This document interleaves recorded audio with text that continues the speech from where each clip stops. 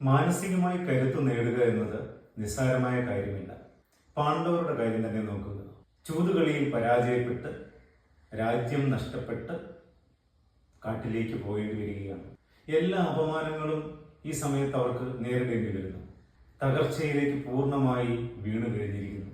പാഞ്ചാലിയെ പോലും വസ്ത്രാക്ഷേപം ചെയ്ത് അപമാനിച്ചു കഴിഞ്ഞിരിക്കുന്നു.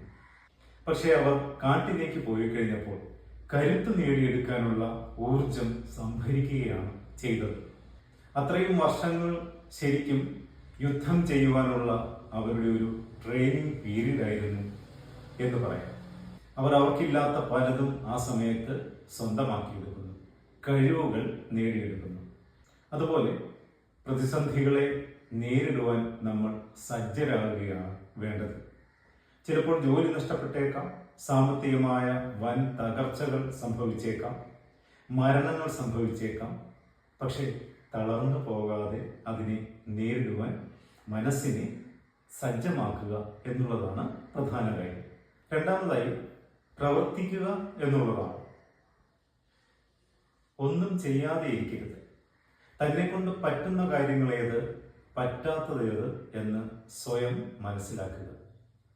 ആ പറ്റുന്ന കാര്യങ്ങൾ, അതിനു വേണ്ടിയാണ് നമ്മൾ മുന്നിട്ടിറങ്ങേണ്ടത്. നമ്മളൊരു നിസ്സഹായാവസ്ഥയിലായി കഴിഞ്ഞാൽ തകർന്ന് തളർന്ന് വെറുതെ ഇരിക്കരുത്. സീതയുടെ കാര്യം തന്നെ ആലോചിക്കുക.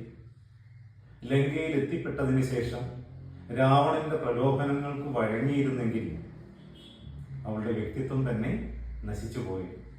പക്ഷേ അവൾ ആ സമയത്ത് തൻ്റെ മനസ്സിനെ ബലപ്പെടുത്തിയെടുക്കുകയാണ് ചെയ്തത്.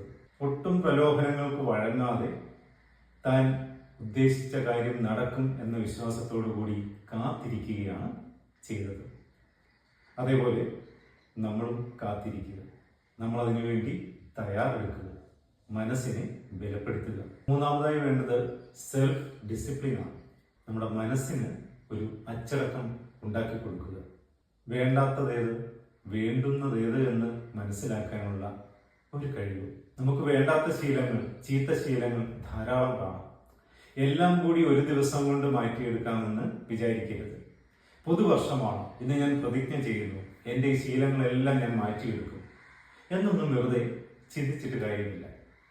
ഓരോ ശീലങ്ങൾ, വേണ്ടാത്ത ഓരോ ശീലങ്ങൾ മാറ്റുക. അത് കഴിയുമ്പോൾ അടുത്തത്. ഇങ്ങനെ പതുക്കെ പതുക്കെ ആ മോശം ശീലങ്ങളെ നമുക്ക് മാറ്റിയെടുക്കാം. നാലാമതായി നല്ല ബന്ധങ്ങളിലൂടെ നേടിയെടുക്കുന്ന കരുത്ത്.